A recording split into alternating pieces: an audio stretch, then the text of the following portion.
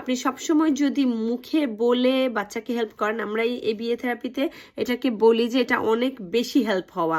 So এটা একটা এমন ধরনের হেল্প যেটা রিডিউস করা বা ফেড করা অনেক বেশি কঠিন। বাচ্চা সবসময় আপনার মুখের দিকে তাকিয়ে থাকবে কখন আপনি বাচ্চাকে হেল্প করবেন। ওকে, যদি আপনি সবসময় বাচ্চাকে শব্দ দিয়ে সাহায্য করেন, বাচ্চা আপনার মুখের দিকে তাকিয়ে থাকবে যে কখন মা বলবে তারপর আমি বলবো, কখন মা বলবে তারপর আমি করব। So it's a very hard, very too much help. Okay, so slowly আমরা মুখটা বন্ধ করে কাগজে নিয়ে আসি। বাচ্চা দেখে যে ওকে কোথায় আমার স্পুন। বাচ্চা যদি না পড়তে পারে অসুবিধা নেই, আপনি পড়ে দেবেন, পড়তে পড়তে বুঝে যাবে যে এখানে ওটাই লেখা আছে। তারপর স্লোলি আমরা এটাও ফেড আউট করে ফেলবো।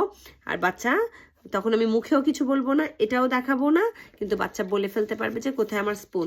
সো আবারও বলছি, প্রথমে মুখে হেল্প করবেন, তারপর স্লোলি এটা কাগজে নিয়ে আসবেন, তারপর ধীরে ধীরে কাগজ থেকেও সরিয়ে ফেলবেন, বা কাগজও আর দেখাবো না, বাচ্চা নিচ থেকে বলবে যে কোথায় আমার স্পুন। অথবা আপনি বাচ্চার জন্য একটু ওয়েট করবেন যে হ্যাঁ সামথিং, আপনি বাচ্চাকে কালার করতে দিলেন, পেপার দিলেন, রং পেন্সিল দিলেন না, তখন বাচ্চা দেখলো যে রং পেন্সিল নাই, সে বললো যে আপনার কাছে কালার, তখন আপনি ওয়েট করবেন, একটু ভাব দেখাবেন, একটু এমন করবেন, তখন বাচ্চা বলে ফেলবে যে কোথায় আমার কালার।